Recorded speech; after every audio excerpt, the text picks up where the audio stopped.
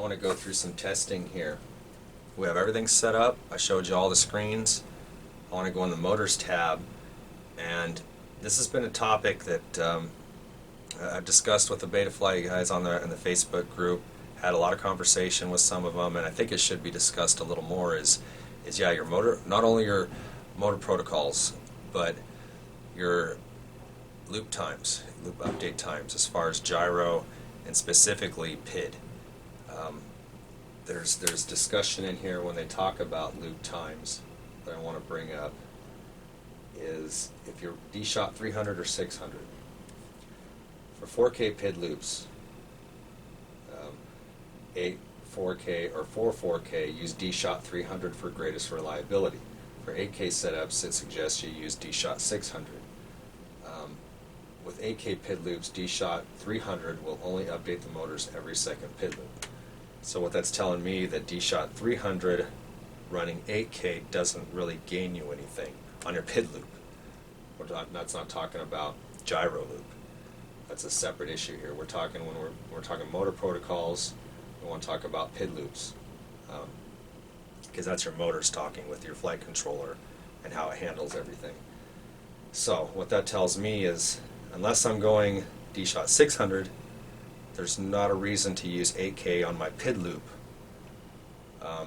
because it's only going to check it every second pass. Now let's also talk about the load that it puts on your CPU, because we want not only the max load and the average load, but we want to make sure that our frequencies match what we have set them at. If we've set 8K, those should be showing 8,000 on our PID and gyro updates. If we have, say, set 8 and 4, on gyro PID, it should show 8,000 on PID, 4,000 on, or 8,000 on gyro, 4,000 on PID, and vice versa, and all that too. So, but what I've been curious about is when you're actually running this, because they tell you that RPM filtering is more load on your CPU on the PID line, the PID loop, because there's more data, there's more going on there. So you really want to be careful on, we've typically been told that for F7 boards, throw 8K should run just fine. Well, now we're adding more and more things in there too. So the guys on Betaflight kind of got upset at me. They thought I was spreading fear, but I'm not trying to spread fear. It's just, let's look at the tests here. Okay, so we've set everything up. We're looking good. The other things that we need to make sure is just the bidirectional DShot is on. There's a few other basic little settings for if you're using RPM filtering, and they mention them in this bidirectional DShot article. We talk about you can try bit bang off and on if your flight controller supports timer-based bidirectional DShot. Try using it with bit bang off, because that's timer bit bang. You're supposed to save some, and tried it on here, and it does work, and it seems to save a little bit, but it's it's just a little bit. If it's enough to affect the decision of what PID loop speed that you're going to use, that I haven't found yet. I don't think it's significant enough to say, well, before it I couldn't use 8, now I can. I'm not saying that. It does not appear to be the case. So, but those other few settings, like we're talking about, DShot burst you want off for RPM filtering. DShot burst off, schedule optimized rate on, and of course bidirectional DShot on. Those are just your basic, and your motor pulls. Those are your basic settings. Make sure those are set the way they should be, and then you test your gyro PID loop speeds and everything. So that's where we're at now. Flight.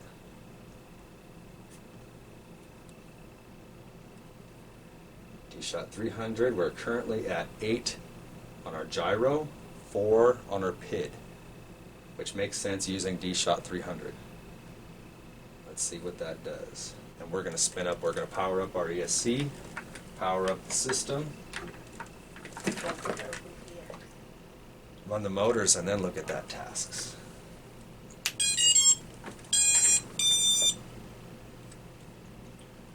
Okay, let's run some motors.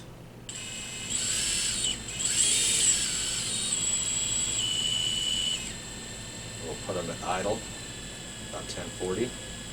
And you can see there we have our RPM, we have 0 errors, 0 error percent, and our temp is looking good. We have an amp draw, current draw, voltage. So we'll go straight into CLI with motors running. Let's hit the tasks. And see, notice here now we're right on the money. 4,000 on our PID and 8,000 on our gyro. And everything looks really nice right here. 50% max CPU load on PID and gyro, 24 average. And down here at our totals, looks really good. 70% peak, no problem there. Looks really nice. Sometimes I like to do that twice. Let's do a status, check our temps. We're getting warm. Tasks. So yeah, it looks just about the same, really nice right there. Everything looks really stable. I like that. Let's shut her down. Back to the motors. We'll unplug our battery. And what I would like to try, telemetry lost. Let's go up to 8K, see what she does. A DShot 300. Save. Turn my radio off because my receiver's not powered on unless my battery's plugged in.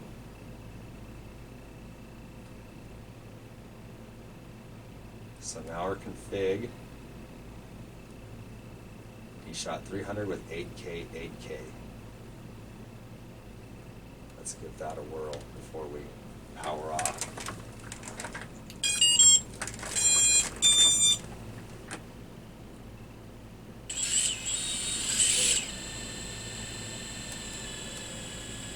Okay, everything still looks the same. Let's go into CLI. First we'll do a status. Getting hot, so we gotta cut her down here. Tasks. This is where I don't like it, and I've tested this before. Look at our numbers now. Our consistency is okay, that's within 1%, but our peak is 86.8, and if you look at the system, is entirely peaked. That does not look comfortable to me. But one thing to try here, let's go kill it, we'll do it again, tasks. And I like to check it more than once. OCD. Yeah, see it's went down a touch, but we're still kind of peaking the processor there. So let's go back into motors, kill that. Plug power. Disconnect. So I'm going to let that cool down a sec. That's getting warm. The next thing we're going to check, though, because I left it on DShot 300 when we did 8K, let's bump it up to DShot 600, run 8K, and see if maybe that'll make things run better, because we're using DShot 600 now on 8K. Something to try, but I'll tell you what, I don't like where those numbers are at right now. So we'll do that next. So let's try DShot 600 at 8K. Try it. So far, I've not seen numbers where I would be comfortable running 8K. Let's connect, config, DShot 600, 8K. Save.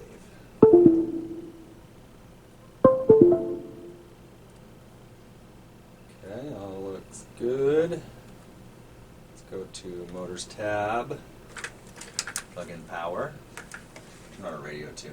Just so make sure we don't have any radio errors contributing to any of our data. Radio is connected. Disarm flag.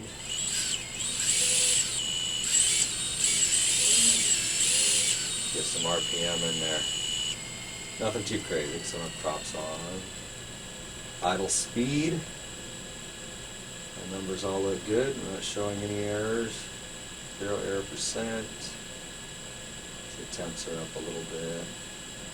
Put CLI, status. Okay, tasks. No way. It's went up even higher now, which would make sense. You know, we're pushing everything a little bit more. Consistency on the rate looks good. We're dead on 8,000, but look at that max load. Average load is 67, but look what it does down here. I mean, to me that's not acceptable. I'm not going to run that.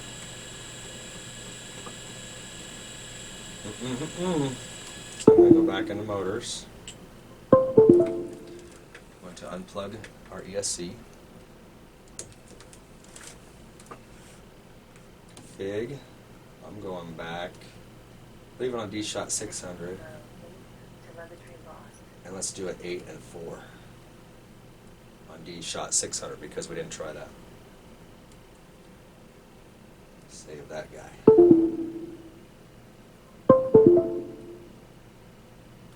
Configuration, DShot 600, 8 and 4. Let's try it, guys. Motors. See what she does.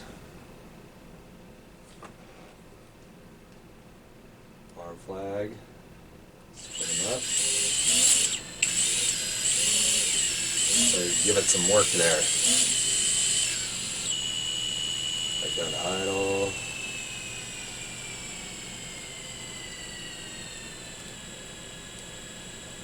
Okay, everything looks good there. It's good. CLI. Status. Very warm. Tasks. And now we're talking. Really close. Looking good on our loop speeds, frequency, consistency. And that's much better. 50% max, 24 average, which brings us to a total of 67 max, 32 average. To me, that is much more acceptable. You know, our peak is still getting up there. It's almost 70%. That's much better to me. Let's do it again. Make sure we're consistent. See, our loop speeds look great. I might run with that. DShot 600. But remember, 8 and 4, it's not really gaining us much. So, you know, technically, no. I think what I'm going to do, my first test though, even that looks good. I'm going to go put it back. I'm going to stick with DShot 300 right now, especially since we're running 4K on our PID loop. So we're going to save that. So we're back to where we were. DShot 300, 8 and 4. And go from there. I think that is where I'm going to stay. I might experiment with changing from DShot 300 to 600, see if I notice any difference. I've been running 4K on most of my tests, so this will be 8K 4K. I have not a whole lot of testing on, but it seems to run just fine. 8K does not seem to like. So let's confirm. DShot 300, 8K 4K. Let's go to our motors. I'm getting power. Flag.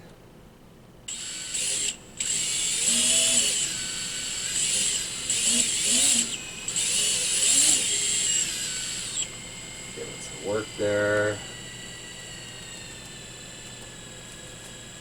And everything looks good. Our CLI status. Good. Let's look at those tasks. Really, really nice. I really like that. So we're going to get out of there. We're going to leave her there. Looking good. Alright. That's where we're at there. The only other thing that I would like to bring up talked about I-turn relax. Let's talk about TPA. That's one of those things too. I think I-turn relax and TPA are one of those things that are going to be variable and dependent on your setup as far as what you're using for, your ESC, what motors you're using, and what KV, what batteries you're using. In my case, my example, I'm using 6S, mostly around 100 C motor or batteries, 1250 mAh, and I'm running 2207 1700 kV motors. So you have a lot of punch there, a lot of power, but it's not a high kV motor, so there's quite a range of throttle too that I get to play with too. A lot of low end torque.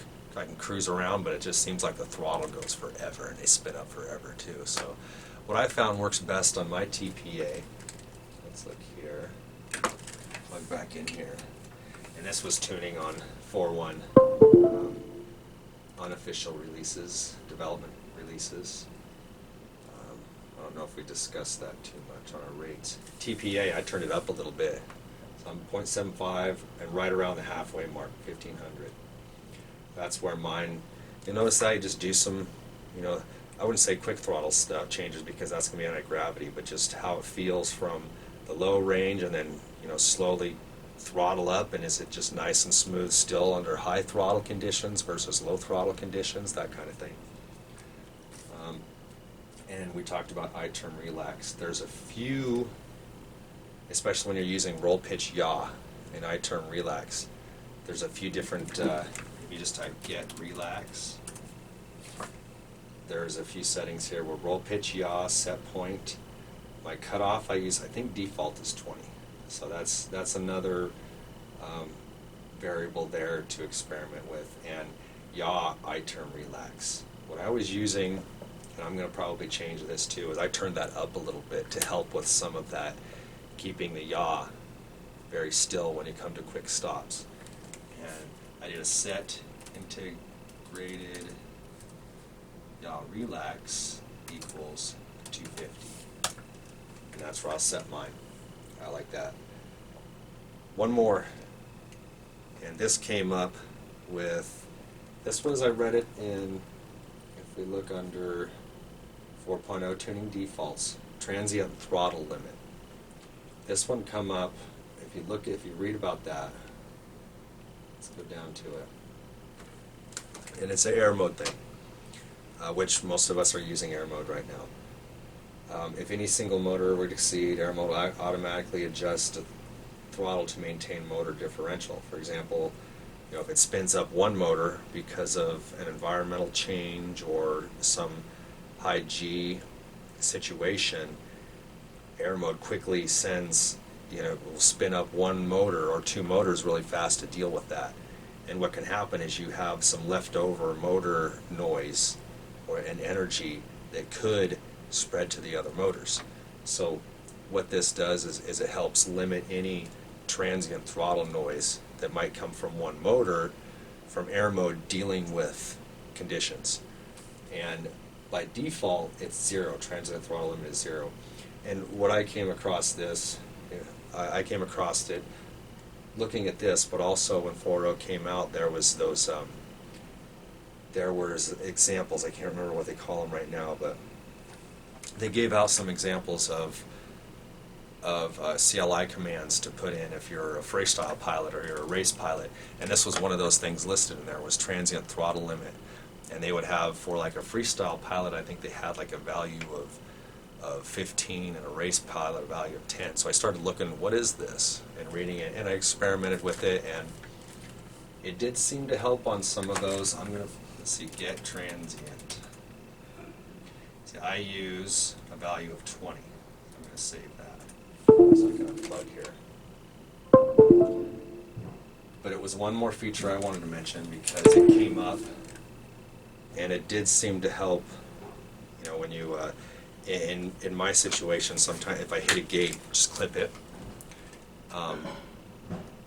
It seems to help with that, with dealing with that. Air mode will get a little crazy too when you're hitting things or trying to do a touch, a kiss off a tree or something like that.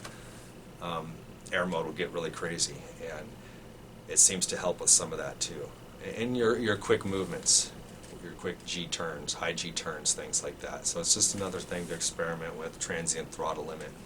Try that out, give it a try, give it a test. But I'm really interested, guys, in hearing about any of your testing with those rates, loop times, and motor protocols, and seeing what your frequencies, how well they match, and what is the average max CPU load for your loops as well as your total down below. And if you're running 8K, 8K, even with or without bidirectional DShot and RPM filtering, what does that look like? Interested to hear anything from you guys too. What does your tasks page show when you're running, and when you're not, when you're running your motors, when you're idling, or if it's just sitting on the bench, whatever. I think it's an interesting topic and something to be discussed. So next video, let's go out and fly. Let's go fly and do some test flights. See what this looks like. So it worked great in everything that you saw me set up here is in my RPM and bidirectional DShot flight video where I was in the field with all the wind and everything. So that was with all these settings, but that was not the official release. That was the release as of, I think it was October 26th, right in there. And I think it was, if I look out in Betaflight, it is like the last one before they made an official release. So we're right where we were at there, and let's go test it and fly. But I'm interested to hear what you guys think too, so let's fly.